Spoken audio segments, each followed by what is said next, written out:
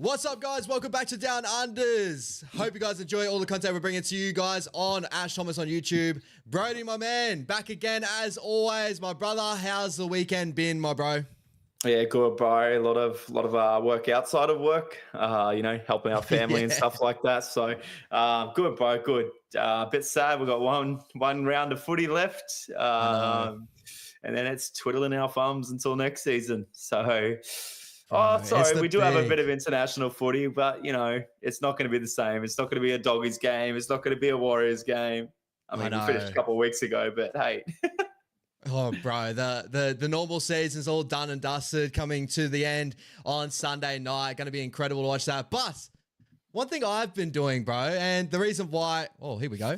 Was that Michael? Shout out to everyone in the chat too, by the way. Michael Williams always in there killing the chat. Tans, what's going on? Jose, well, what's up? Deafening me with the headphones on. Sorry, my brother. Hopefully I haven't spoken too loud. But anyway, yeah, before this, bro, honestly, I was watching a little bit of the Mic'd Up series. So back in the day, Sterlo used to have a show, Peter Sterling. Shout out Peter Sterling. And he used to have a little Mic'd Up series and that, bro. Like, everyone knows the Willie Mason Mic'd Up series, the Corey Norman and that.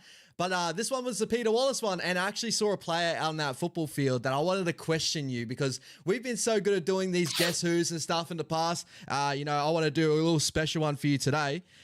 So basically, it's the early years of the Penrith Panthers there, when they had, or early years, I would say, early 10s, 2010s. But... this is the player I spotted on that football field, and I was like, no way, I totally forgot he played for the Penrith Panthers, and it's someone that you would have held close to home as well. So, he was born in New South Wales. He actually represented New South Wales one time as well. He started off at the Bulldogs 2008 to 2011. Then he went to the Gold Coast Titans 2012 to 2013. Went to the Penrith Panthers 2014 to 2015, and finished his career in 2017. And if anyone remember this guy playing on the football field, he was a freak of nature. I do feel like his career fizzled out well too early, but those are the clubs, brother. Who do you reckon it is? So 2010 started at the Doggies. 2008 started at the Dogs. 2008 started at the Doggies. And played till when?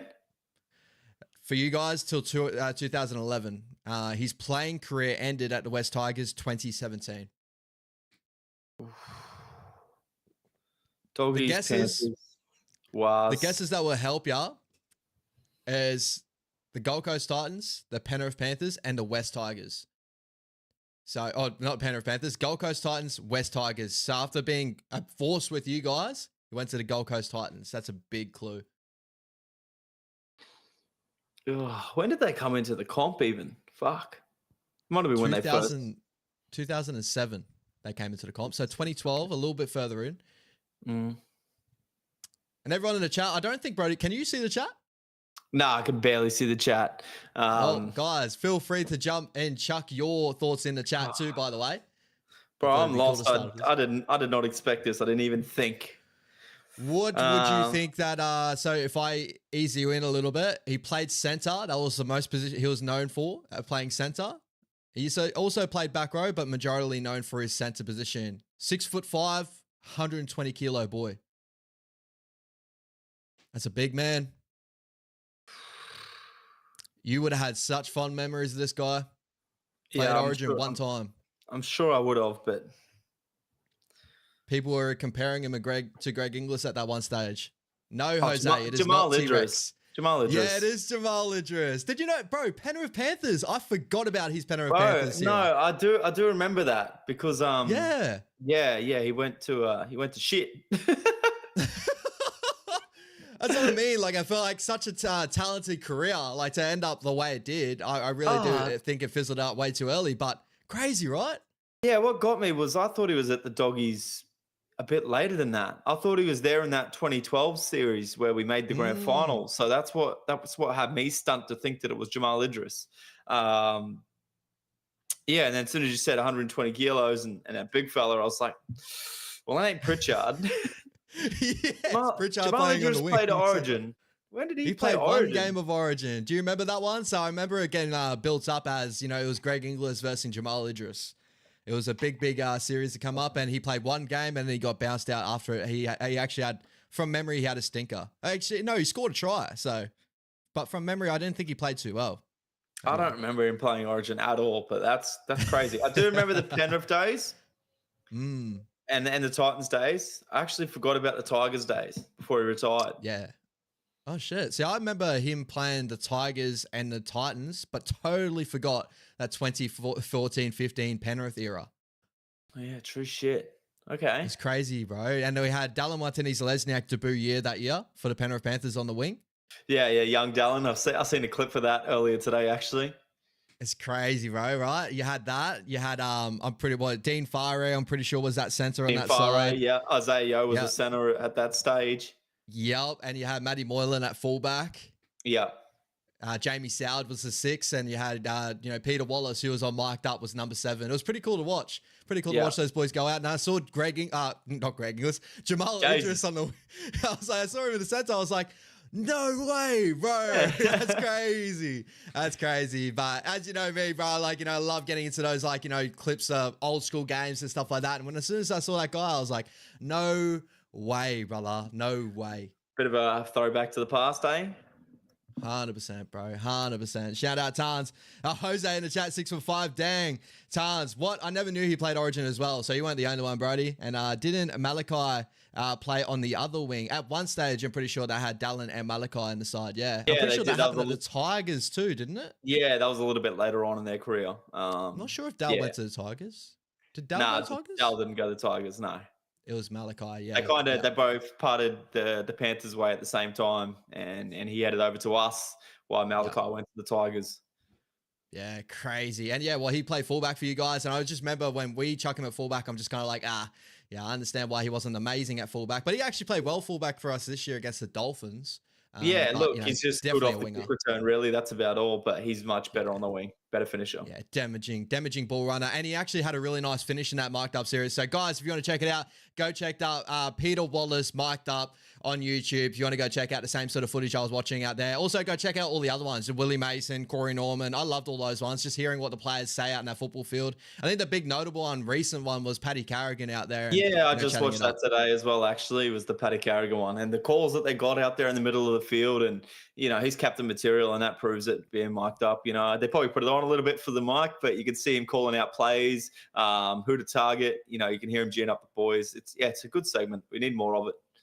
Absolute freak. But obviously today, guys, we're going to be talking about the grand final series, the massive grand final series, obviously talking about our preliminary finals and that. But with the preliminary, with the obviously grand final series, we got two of the best coaches in the competition. We got Craig Bellamy versus Ivan Cleary. But obviously the biggest news on everyone's tongue this week, Michael Maguire ends up being the head coach of the Brisbane Broncos. Oh, that didn't really work out. We'll go back to this one. So he's the head coach of the Brisbane Broncos. Bella, your thoughts on this overall decision for the Broncos, a 3-year deal, so obviously locked in for a little period there.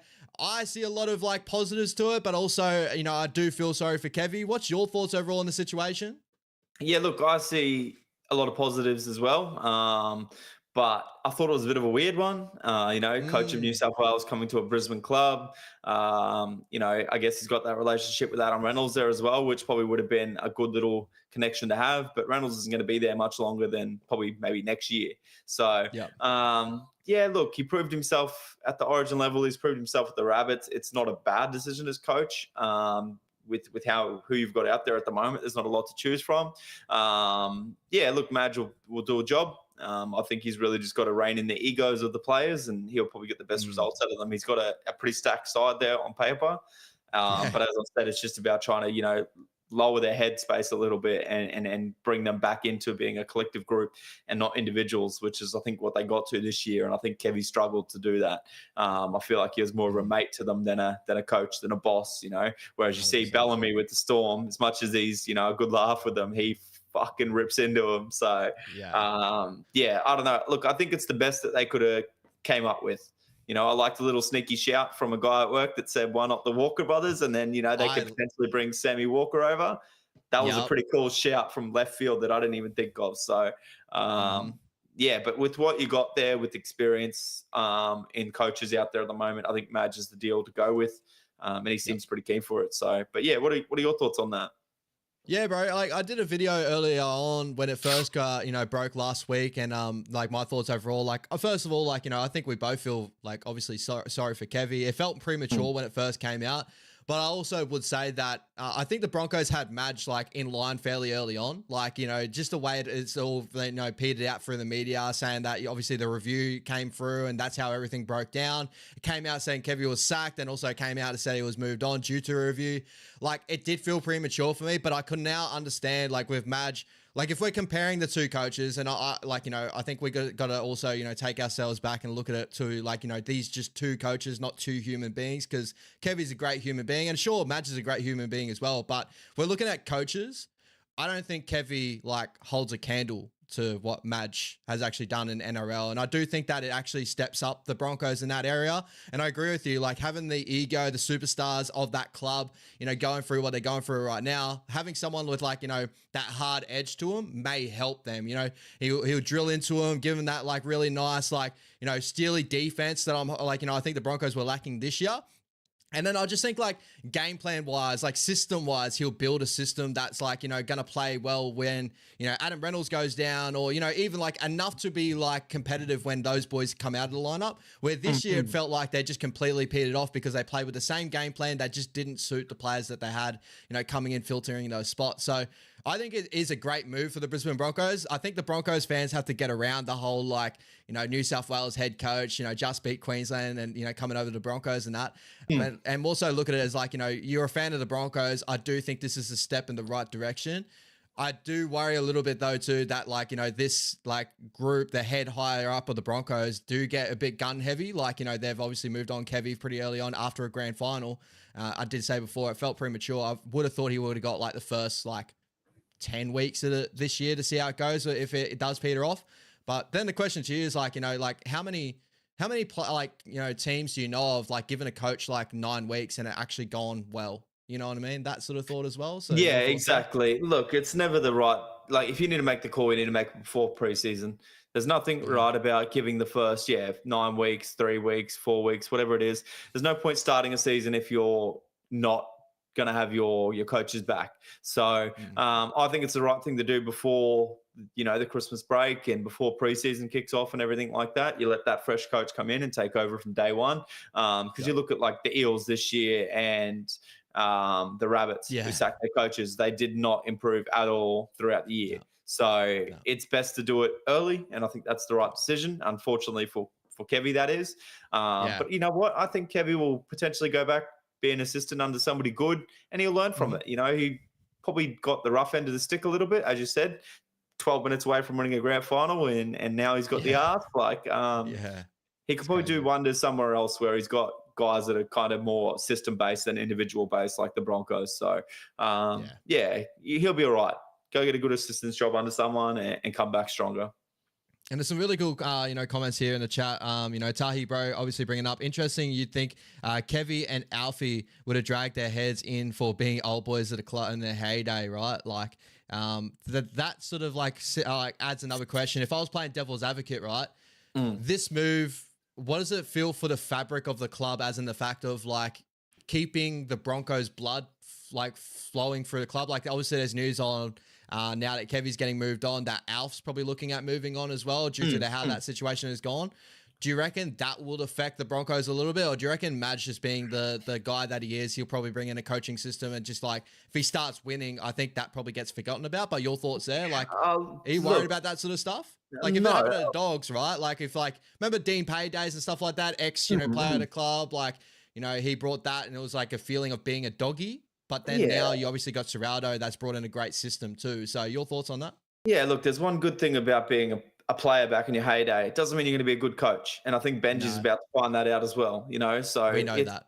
You can't mix loyalty when it comes to business, unfortunately. And it's business. And if the Broncos felt like he wasn't the man for the job, then he's not the man for the job. It's, thank you for all your services back in the day. You're going to be a lifelong member.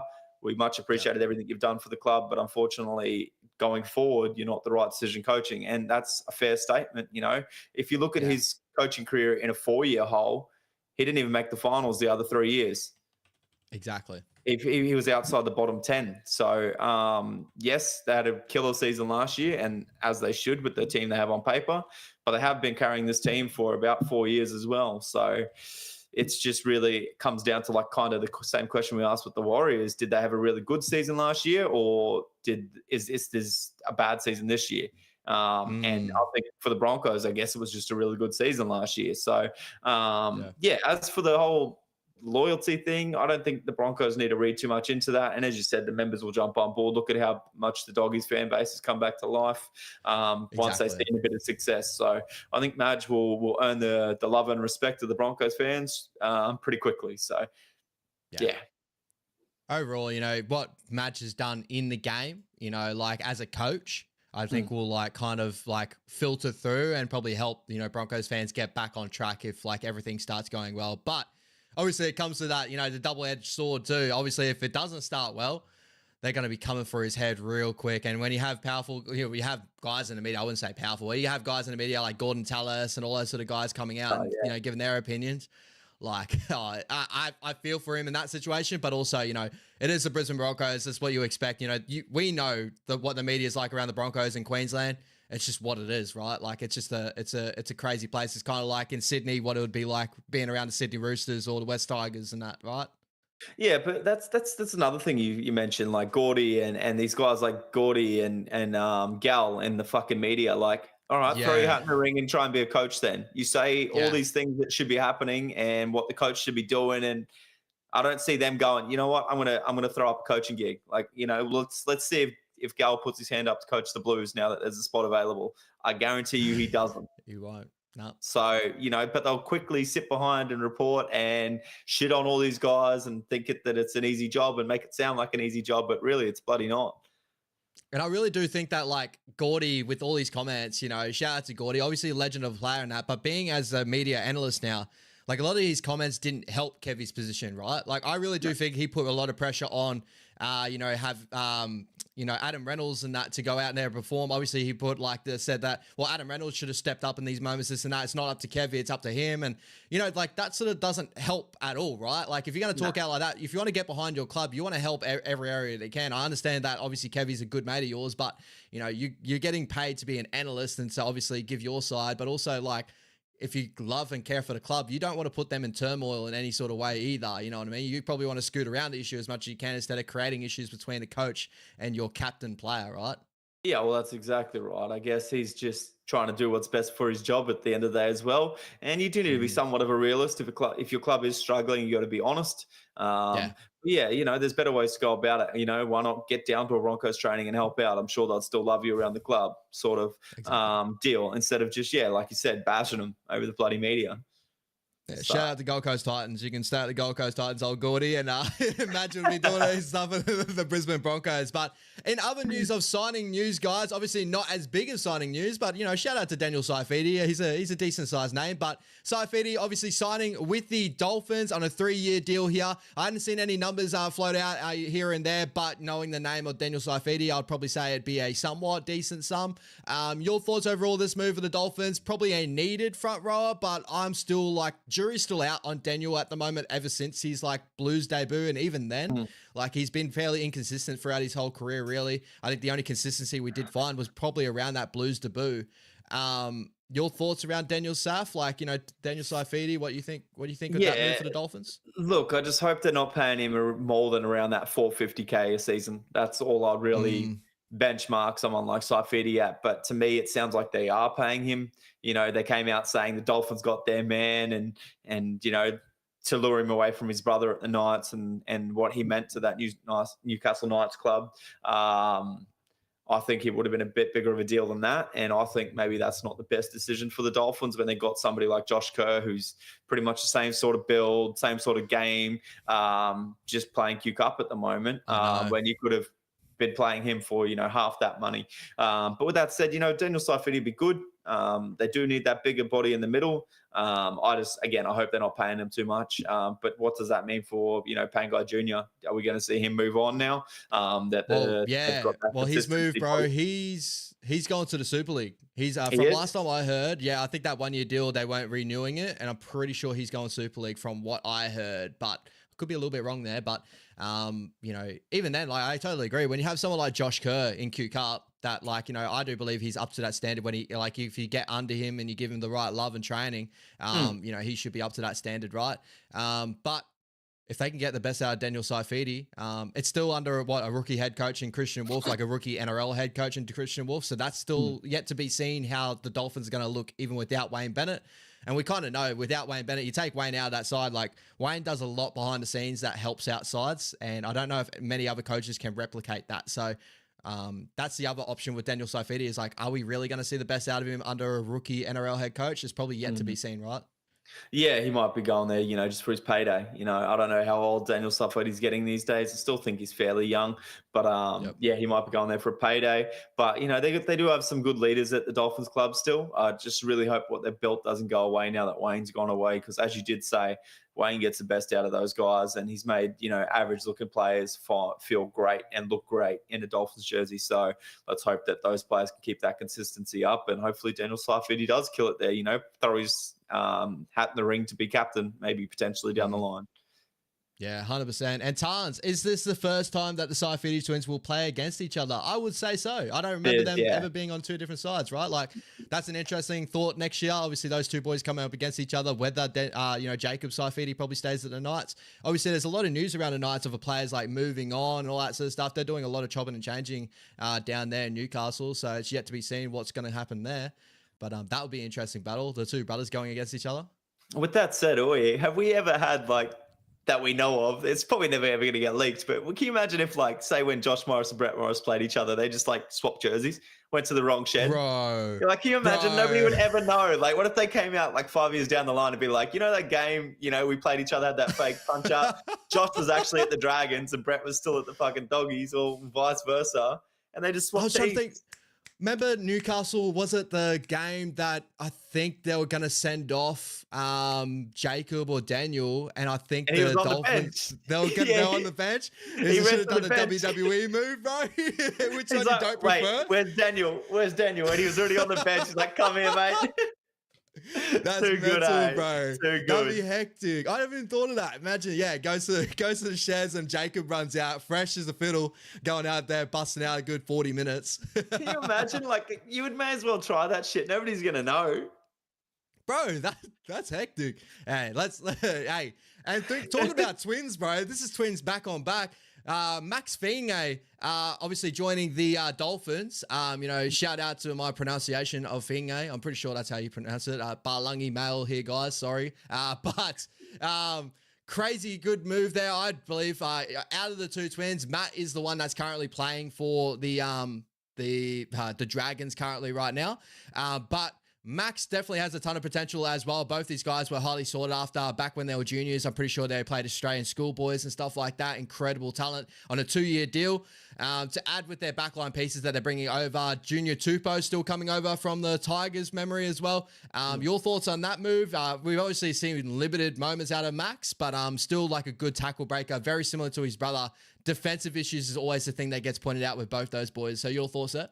Yeah, my question is, who are they losing? You know, they've still got Herbie, Alvarello, Bostock, and Tessie New, and Asako, and then, you know, Trey Fuller, the Hammer, now Tupou and Max. Like, what's going on? Bro, crazy, right? Crazy. And like, so what I would say to you, what does this mean? So remember they ended the season with Alvarello at 6. I know they put Sean O'Sullivan at 7, but Isaiah Katoa would be their 7. Do you think they push Alvarello to the 6 and they run one of those boys in a center position? Well, potentially, but, you know, then you've still got Tessie New, who was killing it in Q Cup. You still got Cody Nikarima, who had a pretty gun season, in my opinion. Yes, he's got defensive troubles, but attack-wise, he looked on. And then, you know, if they're going to play Trey Fuller at the back and the Hammer still in the centers with Herbie, like, they got so many options there. And maybe they are just gearing up to have options in case they have injuries like they have this season, but yeah, it's a weird one for me. So, well, they also did that obviously for Trey Fuller to come in at fullback as well, right? So, you know, you got another option there, right? And the Hammer moved to center, and he was great at center, I thought too. So, yeah, you're right on that point. So, like, it's just strange. Like, they need front row forwards, and they're out here signing all these bloody outside backs. So, was it the Tigers or the Dogs? Remember that season? Oh, it was you guys, right? Where you signed all the outside backs, or was it the Tigers? I think it was you guys. Well, the Tigers are doing that at the moment as well. Yeah, that's it. They got what, Taruba, they got Skelton. You know, like they're signing all these bloody outside backs coming over now. Hey, there you go. And Tans, here we go. I thought they weren't re-signing Tessie New. So, I haven't seen a lot of news on that. But if that's true, Tans, you probably hit the nail on the head. Yeah, Tessie on the market. There'd be a couple of suitors for him. I feel like, the Cowboys are looking for centers and stuff at the moment. They could be an option. The Raiders, obviously, Jordan Rabana is obviously leaving and that, retiring. So a couple of suitors that could, use Tessie New. That could be another option. 100%. Yeah, interesting. But yeah, you're right. Like just signing outside backs left, right, and center. But then again, you signed a whole lot of utilities this year and end up going, well, I just don't know if these guys are utility value. No, they're not utility values. Like utility and outside backs are two different things. Exactly right. Shout out to Dolphins, built full of wings, huh? That'll be one quick team, put it that way. 100%. And obviously massive news, guys, before we start talking about the, the grand final. This obviously has something to do with the grand final. Big Nelson Asofa Solomona not being able to play in the grand final. Also being obviously suspended for 5 weeks, 4 or 5 weeks, right? Because he got 5 weeks because he actually fought the charge. So he will be missing out on a big chunk of next year as well. Your thought overall on the hit? Is it too harsh? Like your thought on the situation in general? Look, there must have been clear contact and it must have been forceful for Collins to have the reaction he did. But to me, I really didn't think there was much in it. Collins, I've seen a story come out. I'm not sure who it was from, but Collins knew he was running back at. And, you got to have some sort of, charge of how you run the ball back. You don't have to run it straight back and use some footwork, but you're running back into a guy that's probably your head is at his shoulder width already. He didn't really lead with the shoulder, in my opinion. It was kind of like an open chest catch and his fucking head bounced off his shoulder. But yeah, look, and obviously there was going to be that feeling in the game from how the Roosters started the week before, charging back off the kickoff. So, Nelson was out there to prove a point. And to me, I didn't really see that much contact. Obviously, I feel for Lindsay Collins. Even if the Roosters got through that game, he was going to be out. You hate to see that, don't get me wrong. But, we play a contact sport at the end of the day. And we've touched on this before. And I really think that was a soft sin bin, let alone a suspension for 5 weeks. And then you see the tackle from Talakai on Luai. That was like 30 seconds late and nothing happened. So where is the standard of, players protection? Is it because he's wobbly or because it's an illegal tackle?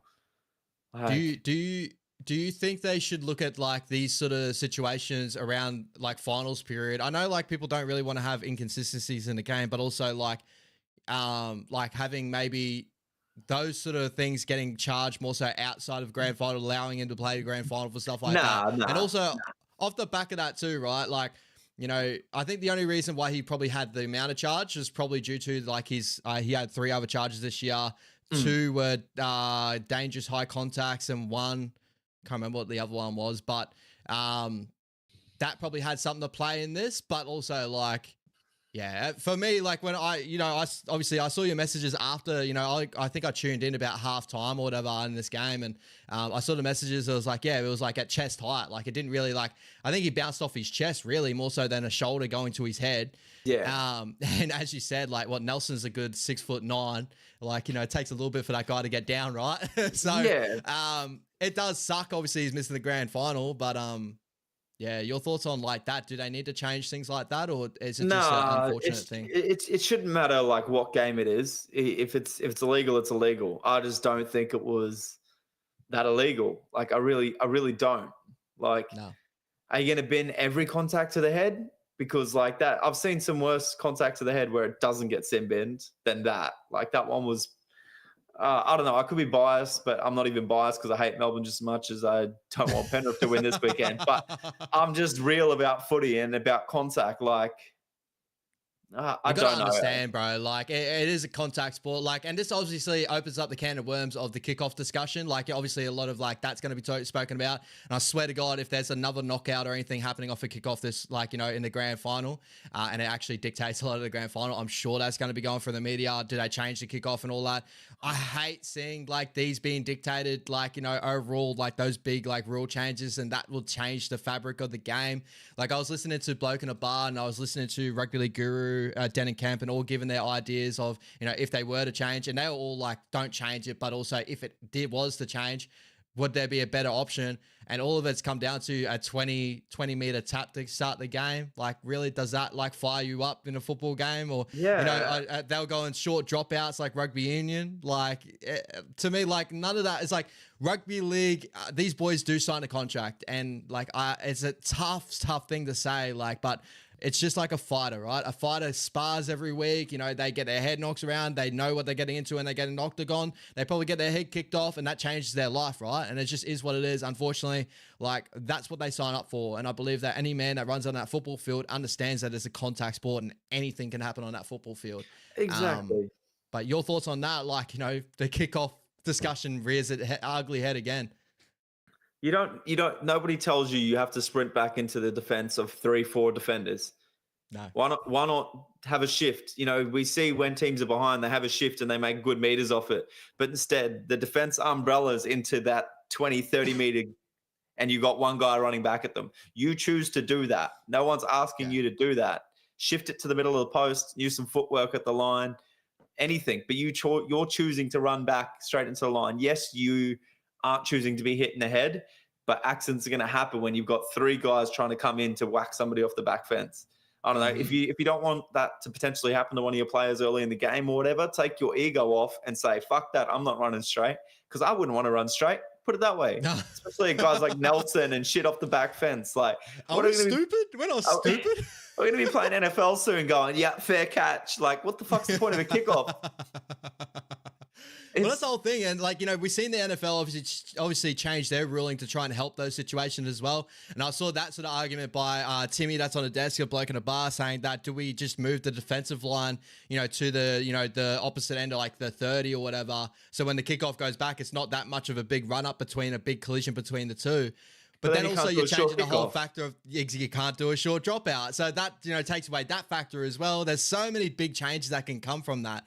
And also you take away from players like, you know, Spencer Leniu. Remember the time where, you know, Spencer Leniu, you know, Sammy Walker caught it off the kickoff and he shifted it past him and he just said, if you do that to me again, I'm taking that kickoff. Like, I'm going to run over the top of you. Like, so these are the type of players we're talking about. Like Nelson, if you were to ask him, do you rather kick off or not kick off? I'm sure Nelson's going to be like, I want to charge it back from the back fence. I don't give a fuck. Like 100%. These are the type of guys we're dealing with here. They'll sign their life away to the paper to play their best game that they want, like the game that they love.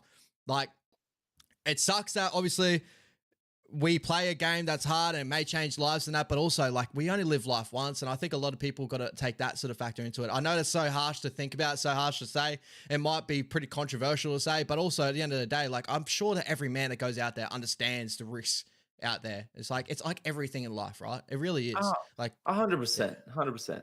And if you're sprinting that fast in a normal tackle in play, you can still get hit in the head the same. I think it's up to the player carrying the ball. Yes, it's up to the defense as well to obviously not target their head. But again, it comes back to the argument. You do not get rewarded for tackling low around the legs.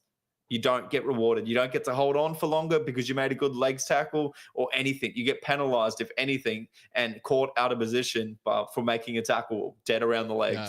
So maybe put some rewards back in place for making a good tackle around the legs so you can hold on a bit longer or something, and you might see players do it more. You're not going to tackle around the legs off the kickoff, don't get me wrong, but that's what excites you about a game of rugby league is the physical carnage, unfortunately. Yes, you don't want to see the head knocks, don't get me wrong, but again, change the way you run off the back fence. Have a shift, have some footwork.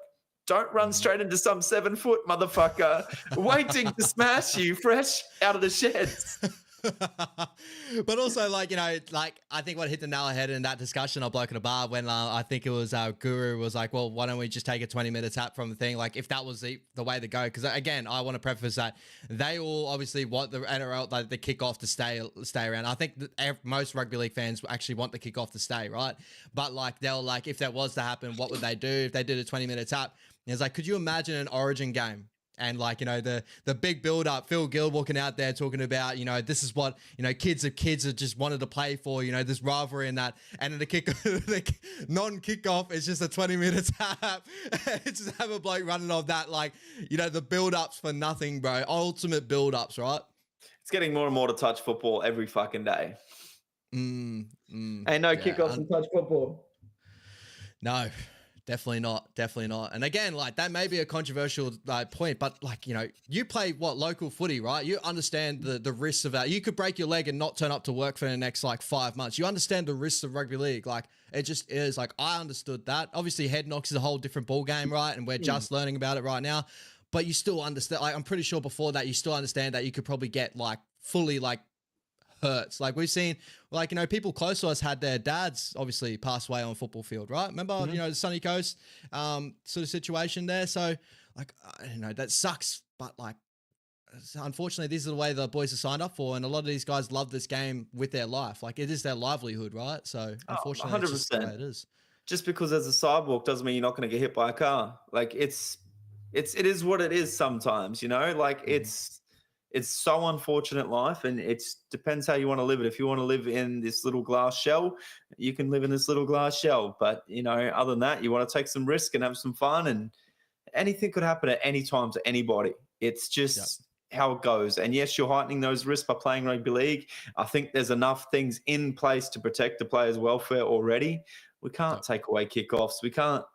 What are we going to make them all wear gridiron helmets soon too? Like, even those guys are getting bloody head knocks still. So, I don't know. I just think shorten the season overall and like limit the amount of opportunities that this could actually happen again in the season and stuff, and have these guys fresh and ready to go. Like, that may even like add against my argument as well, having fresher blokes running at each other. But I also do believe that, you know, limiting the amount of times this actually does happen, just to have an 18-game season, have every team play each other once, and like, you know, play it like that, right? Like, we play a lot of football right now for like, you know, if we are worried about head knocks, why aren't we worried about, you know, long-term injuries like that for playing a lot of football? Like, there's a lot of different arguments you could put up with that one, but definitely saw one. And, you know, Big Nelson, like a big miss for the Melbourne Storm. He is, but not as big as everyone's making it out to be. You know, like, he was a guy that was playing Q Cup at the start of the year. So, you know, as good and physical presence that Nelson is, I think the Storm are going to be just fine without him. I don't think it hinders, you know, their chances much at all. 100%, brother, 100%. Obviously, this is the night of nights tonight too, guys. If you are tuning into us right now, I'm pretty sure after we're doing this live stream, go tune into the Daily M Awards that gets done tonight. If you haven't checked out me and Brodie's, you know, Down Unders, you know, Team of the Years and all that sort of stuff, guys, I'm pretty sure it was a couple of weeks ago we did our own predictions without all the nominees, but me and Brodie now are going to go through the nominees of the Daily M's of the year and who gets a Daily M, and obviously the Team of the Year. So, Brodie, my brother, let's go through one by one. The fullback of the year. So these are the 3 nominees after the full year. You know, we could probably have a discussion too, who else you could think that you could, you know, chuck in a position. But at fullback, we got Dylan Edwards, Hamiso Tabuai Fido, and James Tedesco. I feel like this is an out-and-out winner here, but your thoughts? Yeah, it was James Tedesco was my early pick, and I think it's going to stick with James Tedesco. I think he'll maybe even potentially knock off Jerome Hughes. He shouldn't. We shouldn't see a repeat of last year, but if anybody's going to knock Hughes off and rob him of a Daily M, just like Shawnee got, it's going to be this man in the fullback jersey again, James Tedesco. So we'll see what happens there. The one point I forgot to talk about before we jumped on too, no Turbo in the fullback of the year. And, you know, we were probably talking about maybe him being a Daily M candidate, like, you know, probably being in top 10 at least, or top 5, whatever, Daily M candidate. Pretty crazy that he's not getting the fullback position over Hammer, who Hammer's had a good season, but like, that was a weird one for me. That is weird, actually, now that you mention that. And like, only the 3 nominees is weird as well. So that is definitely a weird one. I think maybe a lot of that is to do with the Hammer's way he played in Origin. But with that said as well, he was playing center for Origin. So, yeah, strange one. That's a very strange one. And even Scotty Drinkwater should have a shout in that fullback nominee for sure. Yeah, right. I would have had Scotty and Turbo over Hammer. And like, this is not saying, like, Hammer's an incredible player. We're not talking about talent, but overall year, right? Like, you know, those boys I feel like had probably better years than Hammer, like Clubland, right? 100%. And before we jump over too, bro, Tarns, obviously, you know, how we start Before we start, can someone explain how Nico Hines had 30 points? So Nico Hines is probably going to win Daily M this year. Me and Brody actually spoke about this before the thing, but yeah, probably a good start to the season. Obviously, I think from what I know, the Daily M's are voted by some journalists and stuff out there.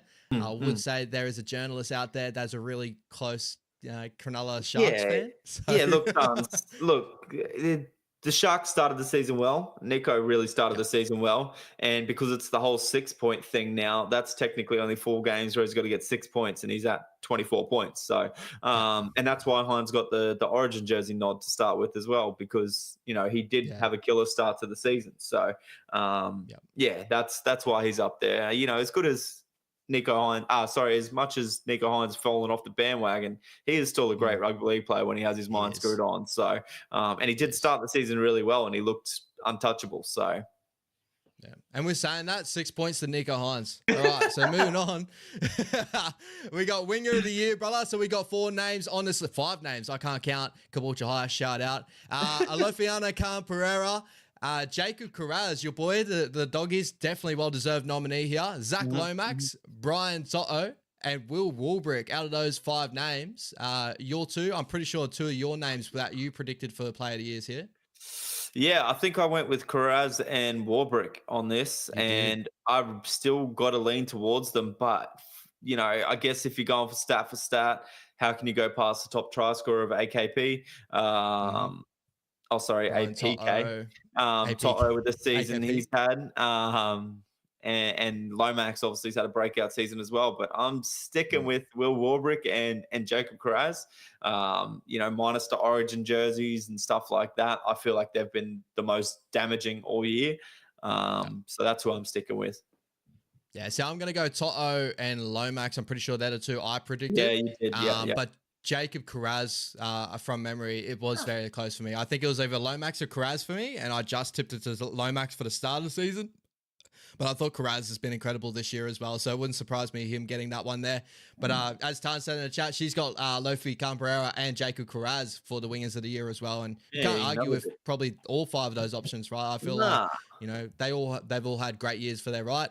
But Brian Toto probably, you know, if we're looking at player, I'll probably say Brian Toto is probably the best out of them all. But we're talking about Daily M year, right? Yeah, Daily M year. Oh, look, I wouldn't complain against all 5 of them getting it. So, yeah, definitely. They've all got well-deserved season, and they're definitely great nominees. You couldn't really leave any of those guys out of nominees, and I think maybe that's why they've got the 5. So, 100%, bro. Moving on to Centre of the Year. The names they have here, Stephen Crichton, Critter from the Doggies. We got Herbie Farnworth from the Dolphins, Valentine Holmes for the Cowboys, Jesse Ramian from the Sharkies, and Katoni Staggs, which is a little bit of a surprising one for the Brisbane Broncos at the end there. We'll leave Katoni to the side.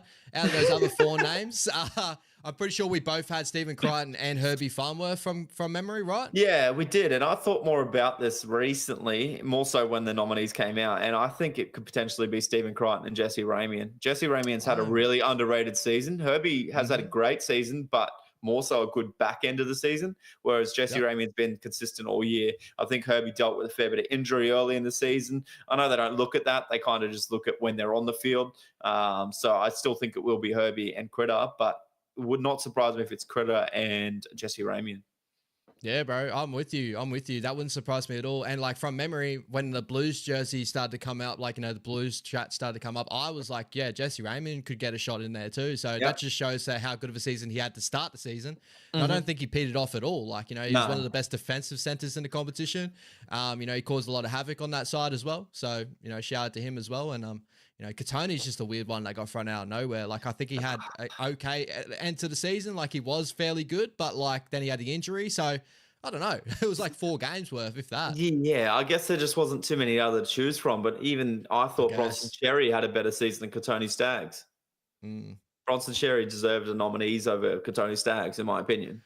Yeah, I agree. Well, saying this, does this show like the way the rugby league's going these days, like wingers comparatively to centers and the amount of great centers in the competition right now? Like Joey Manu obviously moving away too and all that sort of stuff. Like you've got your Critter's your number 1. Yeah. Herbie's probably your closest number 2. And everything else is kind of like, it's great, but it's not as great, right? Like it just shows the center position right now, right?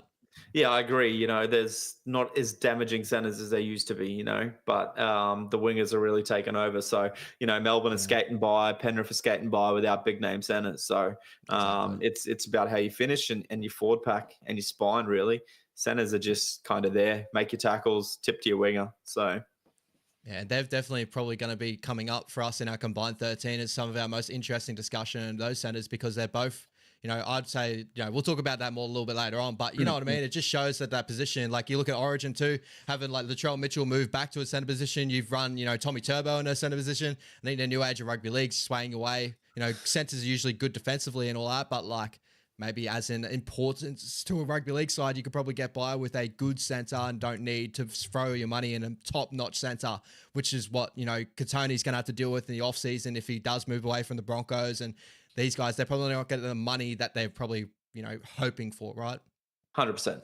100%, brother. Moving on to the three big names. I don't understand with these numbers too, right? Like you got a lot of numbers for centers and stuff. I guess you get two there, but three big names there for the 5/8 of the year. You got Matt Burton, Tom Dearden, and Jerome Luai. I think we both went Jerome Luai from memory. Yeah, I'll look now that he's nominated. It makes me pretty certain that they are looking at him to be the 6, even though he played a lot of 7. I still think Jerome Luai deserved that 6 jersey. As much as I'd love to say Matty Burton and a good season he has had, Jerome Luai really controlled that Penrith team when Nathan Cleary wasn't there. So, yeah. I'd say like the one that comes close to rivaling that will probably be Matt Burton, and then would be Tommy Dearden. I think Tommy Dearden had a good year, like a great year. In my opinion, I think he had a really great year, but I think where his stock started to rise was around that Origin period, getting picked and what he did in Origin 2. And I think coming off the back of that, people were like, oh, that's right. Because I remember having back and forth with people saying that they wanted Ezra Mam in that 6 jersey for Maroons.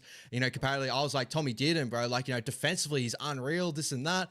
And then it just Origin showed out. And I think his name got put up in lights because of that moment where Matty Burton, I feel like the whole year he was getting talked about maybe for Origin, right? So that's sort of the argument there too. So he's probably your second option, and then Tommy Dean will probably be third there. So Jerome Luai for both of us there. Halfback of the year, 3 names here: Daly Cherry Evans, Jerome Hughes, and Benny Hunt is definitely a standout name there, right? Yeah, that's Jerome Hughes. That's a weird list as well. Like I thought Cherry Evans and Hunt have had good seasons, but look, that's an easy dub to Jerome Hughes there. It's crazy. How I was talking before the show, I was thinking that like maybe this had a lot to do with the daily endpoints, but now I'm starting to think I don't think it really has. No. Just as like we were touching on, obviously, Nico Hines with 30 points before everything moved away. Like him not getting in that spot too. Then again, injury probably played a factor there too. I'm not too sure, but yeah, those two names, I can see where your argument is there, right? I'm surprised Sammy Walker wasn't in that list. That's a weird one to be left out for me, especially potentially over someone like Ben Hunt. But I guess Ben Hunt was leading try assist this season still in a losing squad. So, yeah, that's a tough one. But I thought Sammy Walker deserved a nominee there for sure. You know what we're talking about though? Like the injury record of halfbacks this year.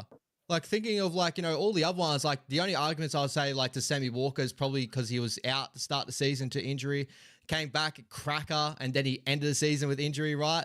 Within the final series and that. But, looking at other names like Sean Johnson, obviously being up there, obviously injury riddled season again this year. Like a lot of big names that I feel like you could throw up to this argument probably dealt with injuries this year. Nathan Cleary, Nico Hines, a lot of big halfbacks were out with injury this year. Yeah, it's a strange one considering they make the less tackles and probably get tackled the less in a game. That it's pretty strange, isn't it? When you think about it. Crazy. A lot of running, bro. A lot of ACLs, shoulders, stuff like that. Like, I guess muscle injury. So yeah, interesting. I was only just thinking that I was like, fuck, that probably proves the point a little bit. Daly Cherry Evans, probably no injuries all this season. Yeah, Jerome Hughes, no injuries. I think Ben Hunt, no injuries. Those guys played the whole season pretty much. So yeah, consistent points, I guess. Yeah. And moving on, we got Hooker of the Year. We got Blake Brayley, Harry Grant, and Reece Robson. I'm happy to see Blake Brayley getting put into the discussion. I do think they're going to sway the way of Harry Grant, but like I kind of do hope Blake Brayley gets it right. Yeah, look, I'm pretty dirty that Marnie didn't even get a shout. So but even though I didn't think he would probably get it, I'm leaning towards Blake Brayley for sure. Yeah, I think he's had a really underrated season, a really good season. Like I think again, as I said before, with Brian Toto, Harry Grant's the best hooker in the competition, but we're looking at season consistent year. Blake Brayley's been incredible this year. I feel like 100% consistently. especially when he had to carry that squad when Nico Hines was out. So 100%, bro. 100%. Moving on to property year. Obviously, a big notable name we'll talk about a little bit, but missed. So Lindsay Collins with the Roosters, James Fisher-Harris with the Panthers, Adam Fanor-Blake with the Warriors, Moses Leota with the Panthers, and Joseph Tarpanay. No matter how good those Panthers front two were, it was a little bit of a surprise to me to see both of them in the lineup. I would have thought maybe one of them, due to like James Fisher-Harris has dealt with injury this year, and I feel like Leota dealt with an early injury to start the year as well. Even Lizzie Collins, but no Mitch Barnett. That's a big one. Yeah, no, Mitch Barnett was a shock to me. Yes, I know he's probably played a bit of back row and he moves to the back row, but he always normally starts with that 10 on his back. So yeah, it's a weird one to me. They put both Panthers boys there, so it shouldn't have been a worry to put both Warriors there. But yeah, I thought Josh King was snubbed. I don't know why he wasn't there, in my opinion. And then, like, where do you filter in the bench players? Like the Roosters bench was probably better than Lindsay Collins this year for the Roosters in Spencer Linu and Charles May. Not that Lindsay Collins played bad this year, but, those guys had more of an impact on a game than Lindsay Collins did this year in most games for the Roosters. So, but with that said, out of the nominees, I guess I'm going to go with Tarpanay and Ads, but my two front rows of the year was Tarpanay and Josh King, so... Yeah, and shout out to, I want to shout out another content creator out here, Random Stats Guy, does amazing stuff on Instagram, but if you go check him out, he's done his top 5 statistical players, so it's all statistically, and the top 5 props that he has this year, Adam Fiddle-Blake, number 1, like, I think we could all agree that he's had a great year. My only argument to add is probably leadership more so, and that can be argued with as well. Joseph Tarpanay is number 2 with the stats. Mitch Barnett's number 3, statistically, the 3rd best prop in the competition. Number 4, Payne Haas has still had a decent year statistically, which he's been a bit, And then Terrell May is number 5. Yeah, there you go. So the names of those sort of names, but also what that also does prove, like we're just naming the Adam Fanor-Blake, Joseph Tarpanay, Mitch Barnett, Payne Haas, those 4 names, where those teams probably sit on the ladder. Yeah, that's potentially what they take into consideration as well. I guess so. And it sucks, and also it just shows having massive spearheaded props probably isn't the way to go. If you just have a really good prop room that just churns through the work like the Doggies had this year, probably works a little bit more in your favor than having these out and out just juggernauts in the middle. Yeah, 100%. Moving on. Oh, actually, yeah, our 2 names, you go Adam Fanor-Blake and Joseph Tarpanay, right? Yeah, brother, yeah. Yeah, out of those names, those are the 2 I would go for. Second rower of the year, Angus Crichton, Ellie Katoa, William Mikikau, Jaden Sewer, and Hudson Young. All fairly strong names in that list there. Yeah. You'd probably still go Angus Crichton and Ellie Katoa, right? Yeah, 100%. They've probably been the top 5 back rowers this season, other than Nick Cora. I don't know why he wasn't thrown up there, Britain. But But yeah, you can't go past these 5. They had killer seasons, and shocked to see Liam Martin wasn't there, I guess. So that's also a bit of a weird one, but I guess you've narrowed it down to 5 that have had killer seasons that you can't argue with. But yeah, Angus and Ellie for sure. Yeah, as I said before we jumped on, the only one that I could see that could nick it if it was come down to daily endpoints, because I think Viliami Kikau led the comp in daily endpoints at one point, like for a lot of weeks there. He could be the only argument coming close, but I still have Angus Crichton and Ellie Katoa being the 2 top ones there. I think they're definitely the 2 second rowers of the year. And moving on to lock of the year, we got Paddy Carrigan, Ruben Cotter, and Isaiah Yeo. 3 incredible names. One that definitely steps, for the year that he's had this year. Isaiah Yeo, it's got to be right. Yeah, Isaiah will take this one out. Easy dub for me. I think he'll finish probably top 4 on the Daily M as well. If not top 3, but yeah, he'll be up there. I reckon it's going to go Hughesy, Teddy, and I'll throw Yeo at 4. At 3. I like that. I really do like that. Yeah, I'm going to go Yowie as well. But shout out to the other 2 names there. Still great, seasons in general. Like Paddy Carrigan for a struggling Broncos side, still had a great year. And Ruben Cotter, bro, I don't think anyone dislikes Ruben Cotter. I think that everyone would love to have Ruben Cotter at your club, right? Incredible. Fuck, 100%. All right, moving on to the other little nominees here. We got Coach of the Year. We got 3 nominees. We got Craig Bellamy, Cameron Serraldo, and Ivan Cleary. Which way I'm pretty sure you swayed Craig Bellamy last time we spoke as well, right? Yeah, for me, it's Craig Bellamy. As much as Serraldo's done such a great job, but Bellamy, he's been like the spearhead of coaches for the longest time, and he's done it again with a team that probably nobody predicted at the start of the year to be minor premiers or make the grand final. And here they are; they're actually opening favourites against a team like the Panthers in the grand final, which is crazy. So Crazy, right? It's got to be Bellamy. With the team that doesn't have Nelson Asofa-Solomona as well. Yeah. Like I thought that was pretty crazy to see the odds come out. Like it's very close. Don't get me wrong. It was like $2.10 to $1.90 or something, and now it's closed in already. It's like $1.93 to $1.96 or something. Crazy. So yeah, like I thought that was crazy. $1.90 to $1.94. So. An incredible coach, bro. Incredible coach. Yeah, we'll both go on Craig Bellamy. I think I'll sway between the two of Cameron Serrato because I still I obviously, as you did too, rate the year that he's had. Obviously, dragging the Dogs from bottom two all the way up. Defensively, dragging the Doggies from being the worst defense that ever had in their overall years as being the Doggies, moving them up to being, probably one of their best defensive years they've ever had under the Doggies as well. Like, incredible year there too. Ivan Cleary as well, getting the Panthers back there again. I think, just incredible for what he's done there. But I think the two, Craig Bellamy and Cameron Serrato, will be fighting out for the Coach of the Year there. Captain of the Year. So we got Stephen Crichton, Harry Grant, and Isaiah Yeo. We'd probably have to go Stephen Crichton with the year that he's had this year, right? Yeah, look, I guess it's kind of hard, I guess, because it's kind of like another coach, right? And which one are you going to go with? You're going to go with Melbourne? Are you going to go with Penrith? We're going to go with Doggies. So don't be surprised if we see both of these go hand in hand. So, you see a Grant and a Bellamy together or a Crichton and Serraldo together. But yeah, I'm going to go Stephen Crichton for this one for sure. Yeah, for me, I'd have to, if you're going to go Bellamy there, I wouldn't go Harry Grant. I think Harry Grant's been good this year. I don't think he's stepped up incredibly, but I think Stephen Crichton move away from the Panthers and do what he did for the Dogs. That to me is enough. He's had an incredible year as a leader. And I think that's the biggest thing. Statistically, Stephen Crichton's never been the greatest center in the competition. Still does a lot of great work statistically, but he's not upwards of let's say the Herbie Farnworth and stuff like that and run meters and all that sort of stuff. But his key factor is leadership in moments, and this year he's done that in spades. So, for me, Captain of the Year for sure. 100%. He leads by example on everything he does. Yeah. And Rookie of the Year, we got Jack Bostock, we got Kale Iro, and we got Ethan Strange. A couple of names that we did have missed out here. With me and Brody been speaking in behind scenes. Keanu Keeney is a big one, and again, from memory, I don't think Keanu Keeney. Hold up, I'll move off the screen or whatever. But I'm pretty sure Keanu Keeney only maybe had one game last year. But your thoughts there? Search history, Ash? Yeah, you never know, bro. You never know what pops up. It's could be anything under K, right? Why is a Bella Danger on there? Sad. Get off my show. Anyway, pissed that Keanu wasn't on there, and I was pissed that Max Plaff wasn't on there. I almost thought, what is the point of this award?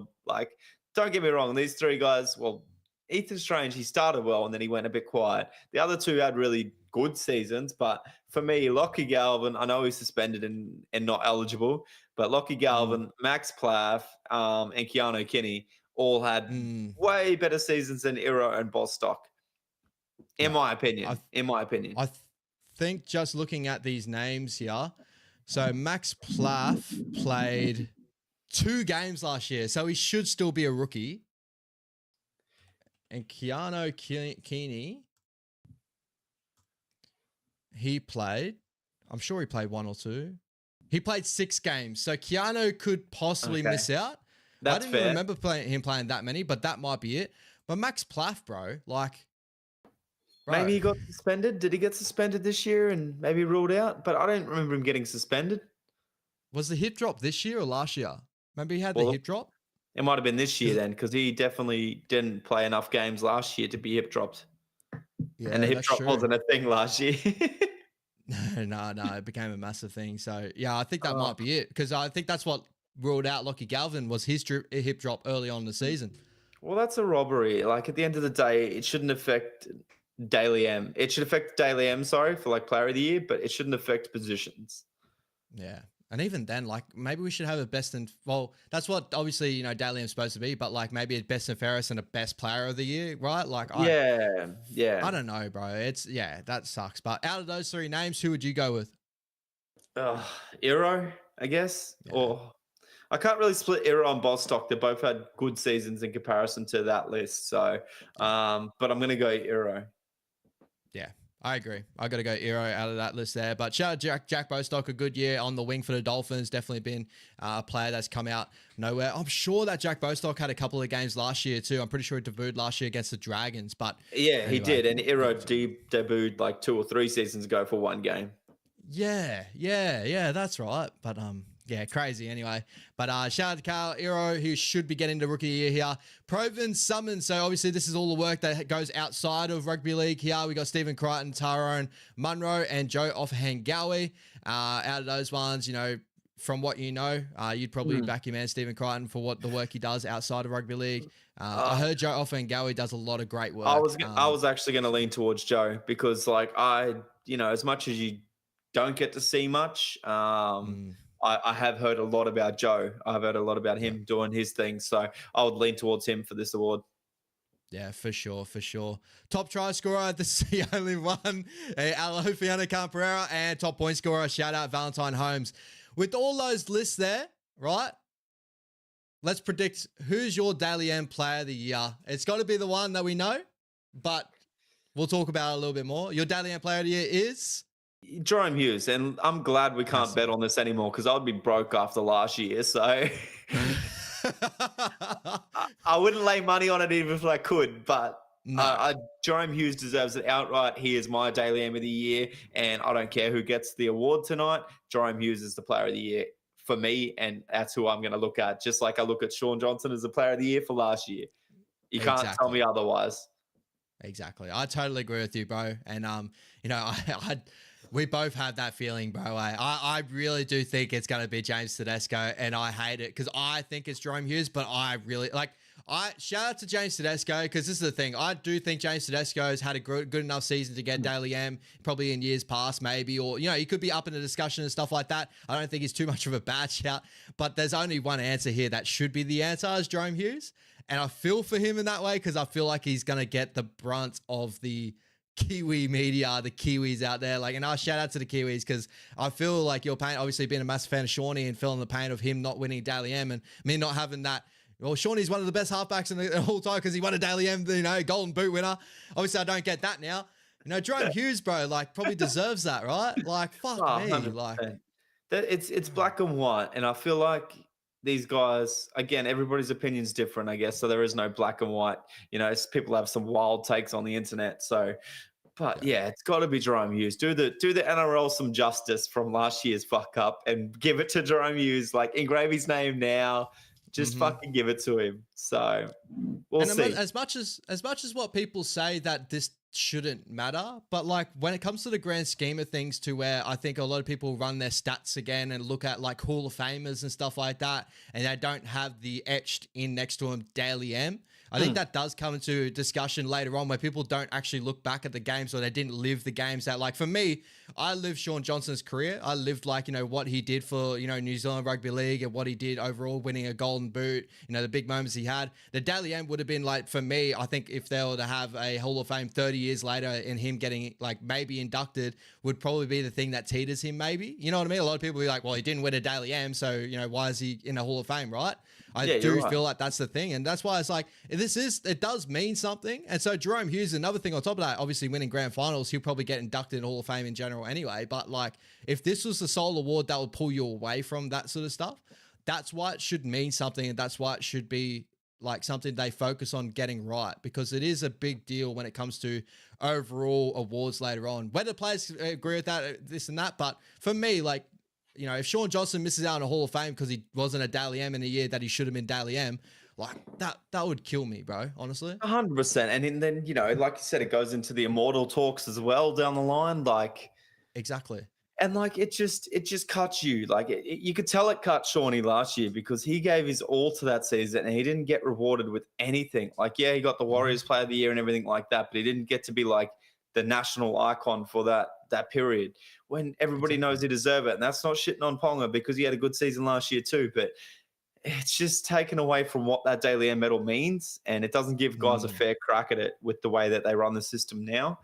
And I just feel really bad for him, and I really hope it doesn't happen to Jerome Hughes tonight. Yeah, same, bro, same. And with that, we may as well continue to move on to obviously the big games of this weekend. We'll touch on the NRLW game this weekend, brother, and we'll run through our combined team list of this one here. So overall, bro, your thoughts overall on this grand final, the Roosters versus the Sharkies. This is happening obviously at a core stadium, will be the precursor to the actual grand final. Two great performances last week. The Sharkies obviously knocking off the Broncos 14-0 from memory. Really good defensive effort. Incredible job there. Shout out to Penrith. Incredible job on, Mele Hufanga and all those big, outside backs for the Broncos. And with the Roosters knocking off the back-to-back, grand finalists, the back-to-back premiership winners in the Newcastle Knights, both in good form to come into this grand final. Your thoughts overall here? Yeah, look, both surprised me seeing the results. Like, I really thought the Knights would turn up for this one, being with the finals experience, the grand final experience, and knock the Roosters off. But the really big one was the Broncos choking. Look, nothing makes me more happier than seeing the Broncos choke. But, the Sharks have been on a 3-4 game slide and looked like they were potentially going to slide out of the finals, whereas the Broncos were on a bit of a terror. And then the Sharks, flipped the script. And they've got a good chance against the Roosters, but I really do see the Roosters winning this one fairly comfortable. Just been too strong, bro. And we'll run through one by one, and we'll go through our combined 13 for this one, a combined team in general overall. So we'll start off with that fullback position. We got Emma Tonegano versus Samantha Bremner. Bremner obviously being a great player back in the past, obviously coming back into that fullback jersey after, some injuries and obviously personal life stuff. And then Emma Tonegano coming, obviously being one of the best fullbacks, since she's been in NRLW. Who would you sway to out of those two? It's got to be Tomagato, bro, for me. I agree. So we'll jump with Emma Tonegano will be our fullback. Our wingers here, we got Jermaine Fressard, we got Birdie Parker, we got Cassie Staples, and we've got Georgia Ravix. Out of those two, who would be your two wingers out of those four, sorry? See, for me, if I was making a combined 13, I would go with Parker on one wing, and I'd go Isabel Kelly on the other wing. Oh, I like that. All right, let's spice it up a little. Yep. All right, we'll put Isabel Kelly on the wing. Moving on to the centers, we got Jessica Sergis, we got Tiana Penatani, and we got Anessa Brittle. Your thoughts on your center position there? Obviously, I think Jessica Sergis and Tiana Penatani. Exactly. Yeah, and that's exactly why I'd push Isabel Kelly to a wing spot out of what's on display there. So, yeah, Isabel Kelly's an absolute freak. Shout out. She's a gun. Moving on to the halves, we got Taryn Aiken and Kelleher, and then we got Georgia Hanaway and Talia Preston. Shout out, Luke Preston. Yo, struggling here. I'm actually hot right now. I'm sweating it up. Anyway, so your two halves you got here, I would probably go Taryn Aiken and Taylor Preston because I know Aiken can play the 6, but if you got a different option there? No, that's exactly who I'd go with on that display as well, brother. Yeah, Preston's a really good 7, gets around park, and Taryn Aiken, just off the cuff, bro. She can pull something out of nothing. A great little player. She can do it all. So this is actually a really good prop room. I'm really excited to see this one. Obviously, Millie Boyle and Bully, and then we got Ellie Johnston and Wheeler. Who would you go out of those four there? I'd go Millie Boyle and Johnston, maybe? Yeah, that's exactly who I would go with. Yeah, those two are killers. Yeah, that's a great engine room up front for that with those two. So that's who I'll lean towards. 100%. Keely Davis or Quincy Dodd for our hooker? Keely Davis for me. Beast. Yeah. Moving to edge back rowers, we got Amber Hall and Olivia Koenig versus Holmes and Byers. I would probably go Amber Hall and Olivia Koenig. That's exactly. Yeah. I'm leaning towards the Roosters as well on this one. Both killers. Amber Hall, bro, so tough to stop on that side. Olivia Koenig, just doing so much great work representative-wise. She's a freak. So, yep, definitely the way I go. Tiana Davison or Brooke Anderson for your number 13, your lock. I would probably go... Ooh. Yeah, I haven't watched too much of these guys, to be honest. Yeah. Nothing really jumps out at me. I probably would go Tiana Davison. I think she does a lot of good work in the middle and that, but very close little battle there, I do believe. Yeah. Look, I'm gonna go with your call on that one, brother. Okay, we'll go that way. And picking our bench here, brother, we'll just pick our best four for the bench. We got Papali'i, we got Strange, we got Economist, we got Opawate. Then on the other side, the Sharky side, Hennessy. Sorry, I totally butchered Economist's name, but, you know, shout out. Hennessy, we got Taka Bautolo, we got Falaki, and we've got Dymic.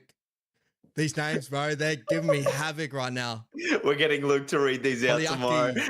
Foliaki. Luke, Rory, you're reading these out tomorrow at work, brother. Shout out, Lukey. Obviously, not all household names, so I'm struggling here. As an overall, brother, I'm going to go with the Roosters bench. I think they offer a bit more impact.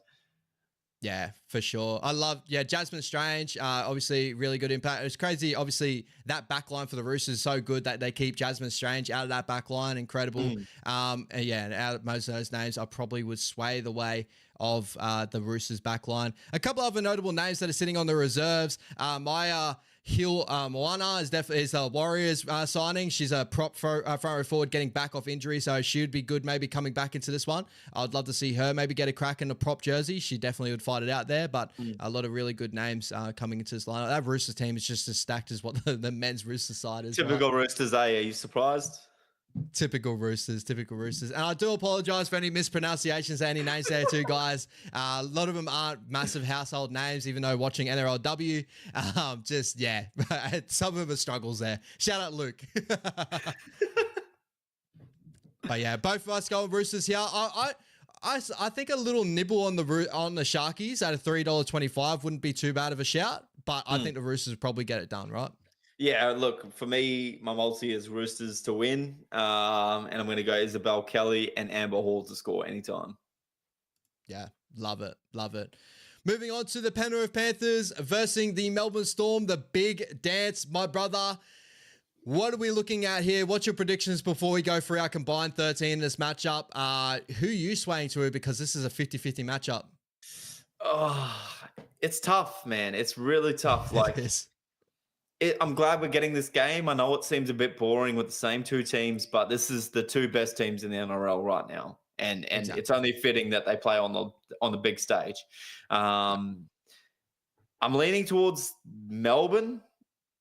Don't ask me why. Like, that's the only reason I'm leaning towards that is just the way that Bellamy is with grand finals, and I know that you can make the case that Ivan Cleary is just as good, but just with what Bellamy's able to do, they're the last team to beat the Panthers in a grand final. I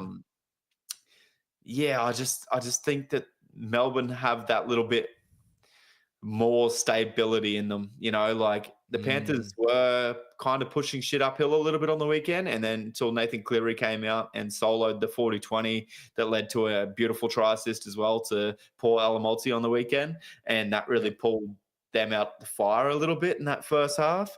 Whereas I think Melbourne, they're a lot better positioned to counteract that in the Panthers. And their game plan is really, really sharp around what they want to do. And I feel like they're really going to want to get, as much as there's news about Cleary's shoulder, I really think that since Toto's moved to that edge, I really think you'll see the Storm really go after Luai on that right edge, Luai and Luke Garner. And I feel like that's going to be the weak spot for them. And I feel like that's what, Melbourne Storm going to expose with Eli Katoa and Will Warbrick on that wing. So, and you've seen Pappenhausen sweep to that right edge. He is quick. And if Luke Garner is not on his man, Pappenhausen's going to burn him just like he burnt Angus Crichton of all back rolls on the weekend. So, that's where I give Melbourne a bit of that edge. Other than that, I see it being a very close game, and it would not surprise me either of these teams winning. But that's my prediction. And as for my multi for it, I am going to go with Eli Katoa and Liam Martin both to score anytime. And that is paying $17, and then Harry Grant, my Clive Churchill, and Eli Katoa anytime is $31.50. I love that. So for me, I think I spoke to you about this a little bit at work and that, and I'm kind of going to reiterate my point here. So close to split these two sides. I really do think that, like, Penrith coming in, what they did in the final series, obviously in the season, it was a little bit of question marks over the Panthers, whether they ran out of steam. And obviously they switched that all the way around. Nathan Cleary gets back into the lineup. What he's doing to control them to get to where they are now, incredible work. But I do think the Melbourne Storm have the slight edge for me in this one. I think they've just been consistently the best side in the competition this year, even though question marks early on in the season about their form. Like, I had question marks. I was like, they were just winning games when they weren't supposed to win games. And you could argue, mate, maybe like, when does that run out? Does that run out on the big stage? Does that, like, you know, all that sort of stuff. But I would also argue that taking away Stephen Crichton out of the Penrith Panthers, we saw that obviously it did deplete him a touch in the regular season. Obviously with Isaac Tungo and Alamonte defensively on those edges, they can be found out, especially Isaac Tungo's edge. But I think the moments that Stephen Crichton has had in so many years for the Penrith Panthers and what he's done at the Bulldogs, I do think this is where we're really going to find out if that is going to be a big miss out of the Penrith Panthers. Just the leadership. People do forget he was actually a big key part, added in with Nathan Cleary last year for the Brisbane Broncos, scored a big try to get it back into the game as well. Had a big moment. Like, I feel like this is the moment where we're going to see maybe whether the Panthers do with or without Stephen Crichton. But then again, these are the questions that have been asked about the Penrith Panthers when Viliami Kikau and Matty Burton and all those boys moved on. So who knows? But I do feel like Stephen Crichton's probably on a different sort of stratosphere, in my opinion, just looking at what he's done for the Doggies. And we saw Viliami Kikau and Matt Burton being with the Dogs before. So I believe that's the difference for me. What is Ryan Papenhuyzen for Clive Churchill again? I think Pappy was at $7. So thinking for me, and this is like, you know, off your point with the sweep plays and all that sort of stuff they got going on, the play that I see really happening coming off is I really do think Liam Martin's going to work inside like hard for Nathan Cleary in this final due to his shoulder, like really overwork on that side and really kind of, I know Brian To'o's on that edge, but I do think that Isaac Tungo can go outside, inside. He's really indecisive in that. And we saw Ezra Mam 3, bang, bang, bang, down that same sort of edge last year, right? I think that Ryan Papenhuyzen on those sweep plays or even those outside, inside plays are going to play dividends, and the speed that he had on the edge. We saw, obviously, last week, it looked like he got back to the Ryan Papenhuyzen speed that we saw before. And we do remember that a massive game that he had against the Penrith Panthers in that 2020 grand final, 2021 grand final, 2020. Yeah, one of those. Yeah, that won me some good coin. Won you some great coin. Bro. So the odds, we'll start with Melbourne, is $4.50 for Jerome Hughes, which is way too short for me to touch. Cam Munster is $8. Harry Grant is $10. Ryan Papenhuyzen is $11. Eli Katoa, $31. I actually like Eli Katoa. You know, he could get his cheeky try assist there with a little inside board of Pappy, as well as his meters and defense work. And then, you know, I won't report on too much more there. You got Warbrick, Coates, Howarth, all 41 to 51. Josh King is a sneaky one at $56. Other than that, I wouldn't touch anybody from the Storm. And then you got the Panthers. You got Cleary at $4.50 and Edwards at $10. Isaiah at $11. Jerome Hughes, a sneaky shout out at Jerome Luai, a sneaky shout out at $14. Liam Martin at $26 is a sneaky one. Mitch Kenny at $46 is a sneaky one. That's a nice one. Other than that, I wouldn't touch too many in that race. Brian To'o, $34 if he sneaks a double and a lot of meters.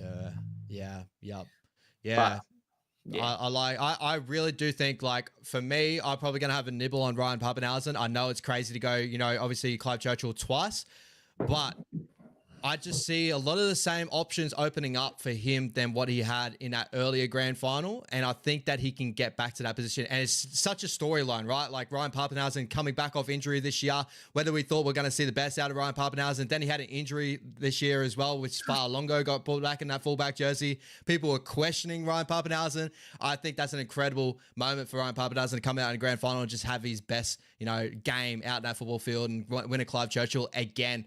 And, you know, he'll put him up in those discussions for, you know, a lot of people are talking about the Australian jersey from many other discussions. If he wins Clive Churchill and has a performance in the grand final, chuck his name up in there as well. I would probably have Teddy and Dylan Edwards, but, you know, Ryan Papenhuyzen should be in discussion there too if he has a great game in the grand final.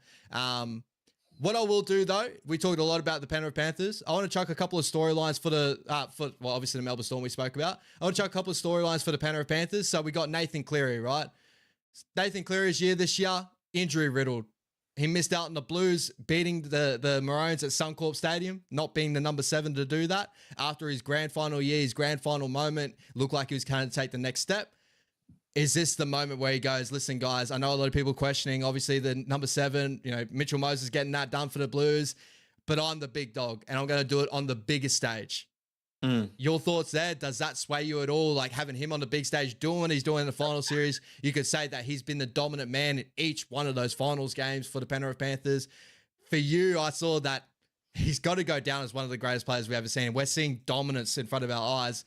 Is this the creation of that? And now we're going to be like, all right, incredible, right? And also Fisher Harris last game for the Penrith Panthers, a lot of storylines like that. Your thoughts there? Does that sway your way a little bit? I know it's 50-50 for both of us, but yeah. Yeah, look, the Panthers boys aren't going to be lacking motivation. It's another day. It's another day in the office. It's not a passing of the guard. It's not they've won the last 3. Melbourne are going to be more hungry. The Panthers have proven that they're hungry for it every year. Every year we've watched so far the last 4 years. And it would not surprise me if Cleary comes out and really just puts a masterclass over Hughes, even though Hughes will win the Daily M tonight and goes, look, if I played a full season, that's my Daily M. You can see that. Cleary central, bro. Yeah, Cleary's he really is built different. He doesn't shy away from the big moments. Like last week when his team was in a bit of a hole, he pulled them out. He can solo do that, but he's also whether you've got to buy into it a little bit that he's got that shoulder injury, he's putting that target on his back, but I think that is strategic as well. So that way Melbourne don't attack down their right edge and they come at Nathan Cleary through their left edge just to take Melbourne away from their strong attacking side, which is that Eli Katoa. That's what I've been going through in my mind. So Cleary's saying, put the target on my back, run my side, just to stop Melbourne from going to their dominant right edge and have to force their hand to go down their left edge. And then you got to read into the fact that Snyder's on the bench, he wasn't there last week. So, it's a sneaky one. I think Cleary will definitely do what he does. Edwards is going to do what he does, and their forward pack's going to show up. It's going to be a very low-scoring game, I believe. I reckon it'll be a scoreline of like 14-12 or something like that. But I'm still going to lean towards Melbourne. I think Grant is, he's in some fine form at the moment. And when his backs aren't producing and it is a tight, gritty game, you're seeing him hit the front man on a ball and crash over a front row forward like Tui Kamikamifa, or he's scoring at a dummy half. So I think they have that edge there around the ruck that I think Mitch Kenny lacks just that little bit. And I think that might also give Melbourne the edge as well. So, yeah, it's tough. I'm glad we get to watch this game. I didn't want to see Panthers versus Roosters. I didn't want to see Melbourne versus Sharks. We've seen that week 1 of finals, and we didn't need to see it again. Yeah, shout out to the family dinner. They better be having us on for Amara's little birthday dinner, because this is the theoretics, like the theatrics in this game. Like, as I spoke to you, I just spoke to you about Cleary's storyline, but you got storyline of Ryan Papenhuyzen, as I said before. You got Dylan Edwards' storyline, him stepping up into this player that he is right now. Jerome Luai about to leave the club, about to go to the Tigers. Is this his moment to be like, this is what I'm going to bring to the Tigers? I've won the Penrith Panthers. I was the dominant man on that football field. Clive Churchill, those are the talks. Cam Munster, on the other side, Cam Munster didn't get the Maroons jersey this year due to being injured, had a groin injury majority of the year. Does he show out on the biggest stage here to win the premiership for the Melbourne Storm? There's so many storylines here, bro. Like, it's so incredible that last time the Bash brothers come together, did they just absolutely dominate and become, obviously, as we all know, one of the best prop combination, if not the best prop combination of all time. Like, Eli Katoa being the guy that come from the Warriors had so much potential, but this year he's finally got his name up in lights. He's looking at being the edge back roller that everyone thought he could be. Does this the moment that he wins the Clive Churchill and puts his name up in lights to be up there with Angus Crichtons and stuff like that of the world? Like Liam Martin, what he's had to deal with this year as well. Like, does he step up and have these big moments? There's so many different storylines. That's what I'm so excited about with this one. Whoever wins out this matchup, they're going to take away. There's going to be a lot of stories written. There's going to be a lot of great stories written. Jerome Hughes, Cam Munster, a lot of big names. But yeah, bro, I'm with you. I think the Melbourne Storm, the spine, for me, would just have probably the other little moments. And just knowing Craig Bellamy, like he's going to try and shut down the best player of the Penrith Panthers, a la Nathan Cleary, enough for the Melbourne Storm to get over the top of it. So that's the way I'm sort of looking at it. And I think Ryan Papenhuyzen will be the beneficiary of that sort of action there, for me anyway. But while we touch on that, we'll go through our combined team for the grand final, brother. So let's go through one by one and let's agree with our side in general. So we both have our predicted sides. So we'll see how we go here. So for fullback, who did you choose for the fullback position? Ryan Papenhuyzen or Dylan Edwards? Well, this is a sneaky one because you were just saying just before how you think Pappy for Clive Churchill, but I'm going to roll with Dylan Edwards. I like that. I think I went with Dylan Edwards in our combined 13 for this one, but I think this could be a game for Ryan Papenhuyzen to step up and be like, hey, you forgot about me. But at the moment, I would say Dylan Edwards is the better fullback, as in, like, you know, what he's done in the game for the last couple of years, right? That's what I would sway to. I agree. So we're both going Dylan Edwards? Yeah. But shout out Ryan Papenhuyzen because that's going to be a big storyline. 100%. Our wingers, brother. So we got Will Warbrick, we got Xavier Coates, we got Sania Turuva, and Brian Oh, bro, I'm struggling here. Yeah, you're having a rough night tonight. I am rolling with Will Warbrick and Brian Toto. Oh, I went Xavier Coates and Brian Toto, but I wouldn't fight Will Warbrick. I just went Xavier. I think it's the same discussion when we did the combined 13 last week. It was more of the finishing ability and that. But if you're having the better year, I think Will Warbrick's probably had the better season, more so towards the end of the year. So I would concede Will Warbrick. So we'll go Brian Toto and Will Warbrick. Yep. All right. Centers.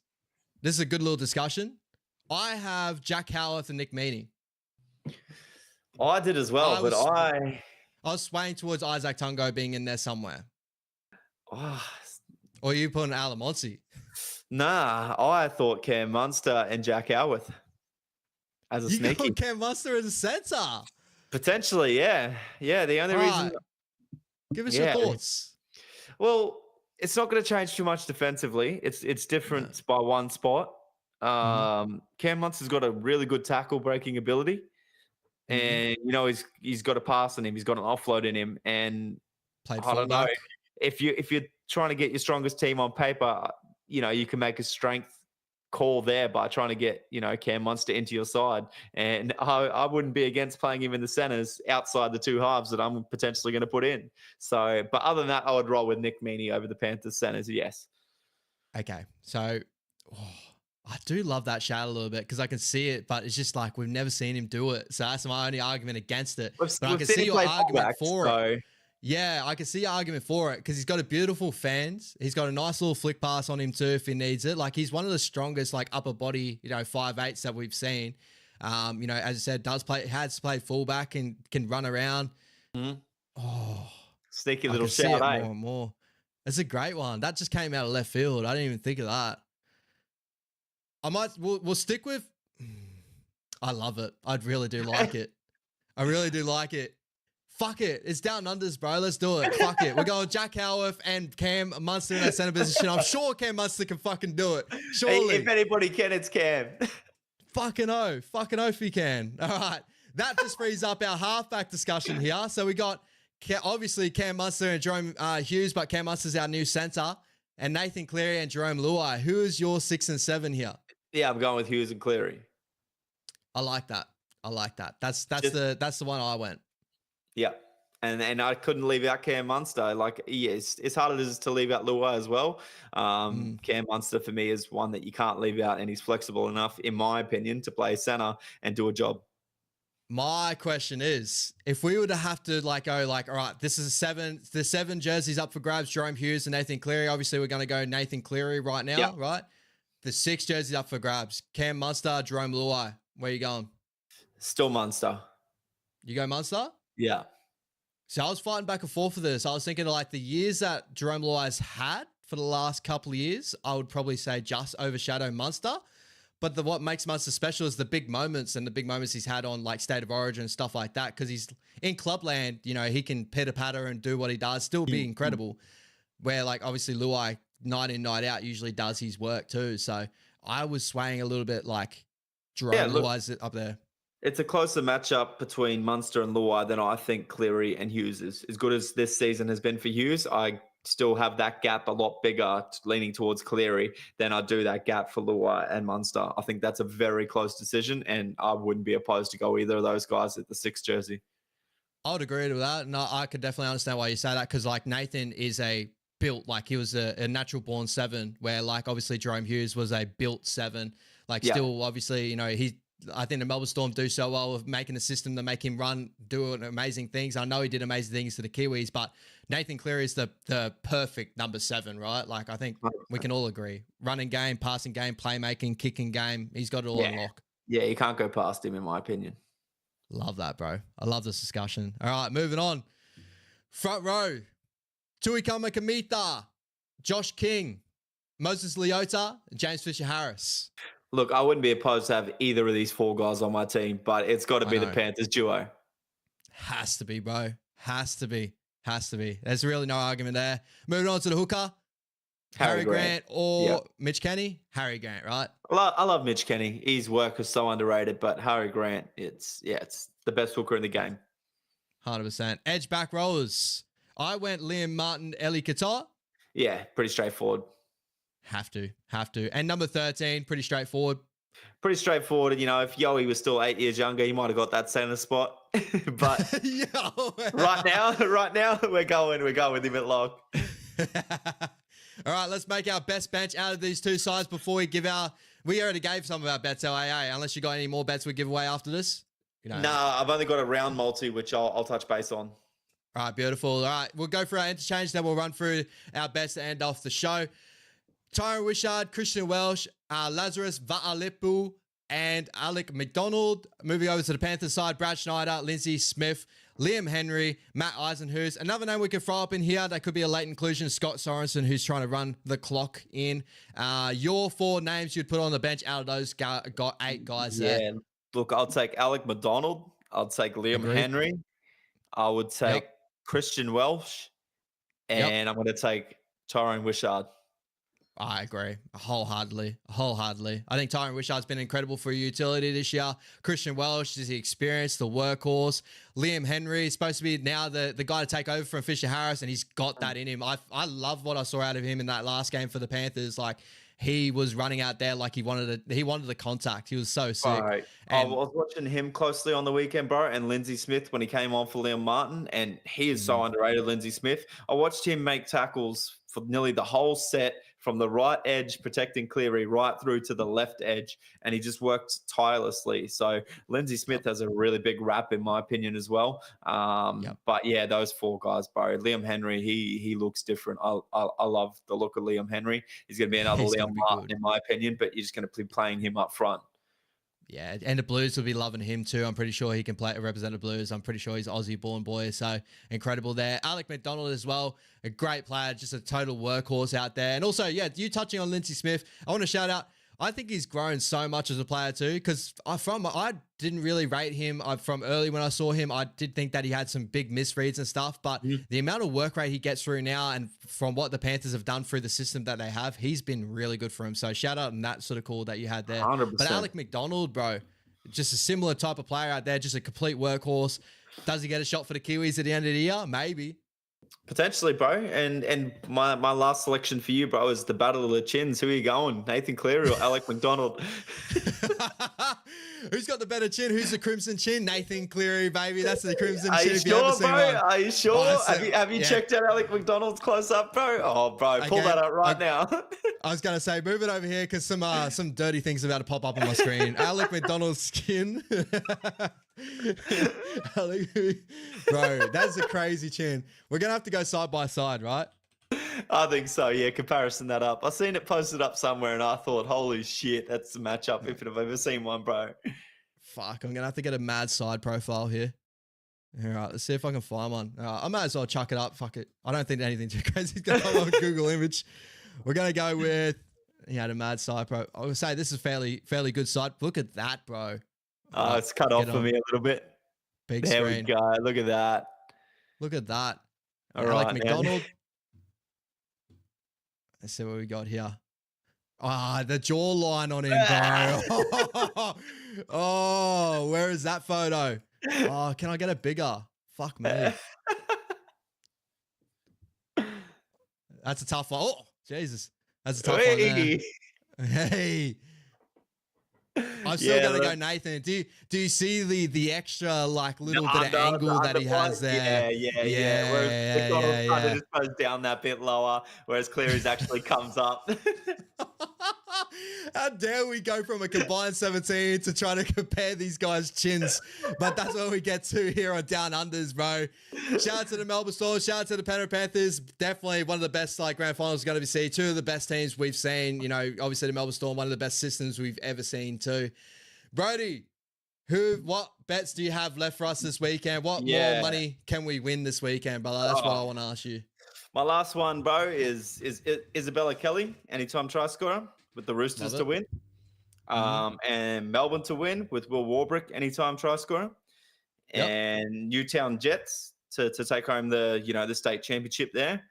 And Juliana Pena to win her UFC fight on the weekend and take the title. And that is paying $29. Love that, brother. I love that. Guys, get into UFC this weekend as well. Obviously, Alex Pereira, fighting Khalil Roundtree, a really good fight too, brother. Quickly before you go, your thoughts on that fight? It's definitely Alex Pereira, but also shout out to Khalil Roundtree because the power that he has, he can definitely do something. But what are your thoughts there? Bro, put it this way. He's a bad man on the feet, Roundtree, and everyone's forgetting that. And he's not going to have somebody trying to take him down in front of him. If Roundtree is going to do it, it's going to need to be round 1, round 2. If not, Pereira just picks him apart with that leg kick and eventually finds that left hook.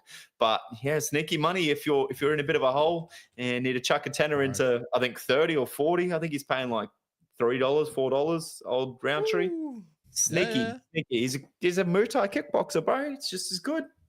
Yeah, well, if you that Eric Anders fight, like if he turns out like that, like Khalil has shown that he can get to a level that's like scary and he's got thunder in his hands. Like if he lets go, like he can do it. It's just like, if I go on kickboxing, technically, I'd say Alex probably catches him in moments that probably Khalil's still yet to get to in that realm. But like, it's the fight game, bro. You got those small gloves. One touch, and Alex been touched before off the back fence as well. Izzy. In middleweight too. So, Roundtree's got a lot more power than Izzy. If Roundtree lets go, like you said, bro, he's run 3 of his last 4 by knockout, and he's knocking out bad dudes, and he's knocking them out in bad ways.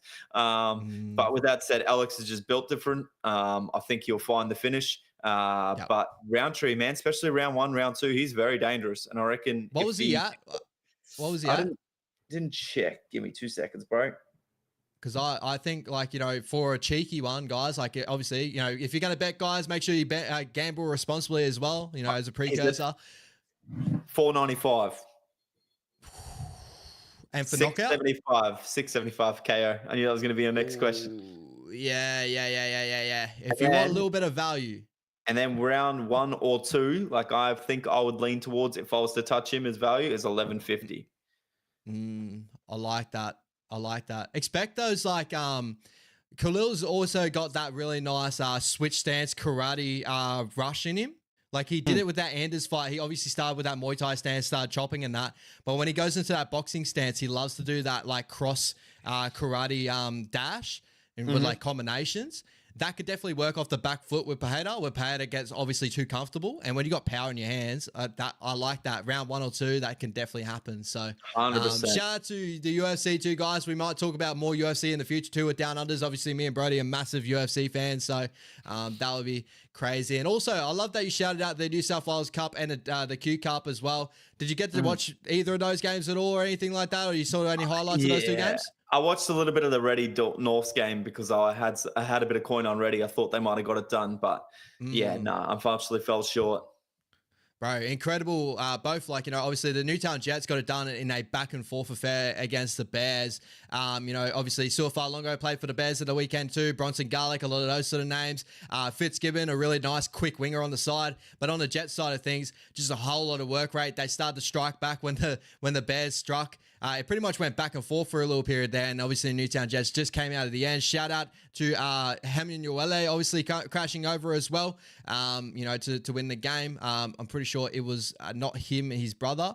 But anyway, could be wrong.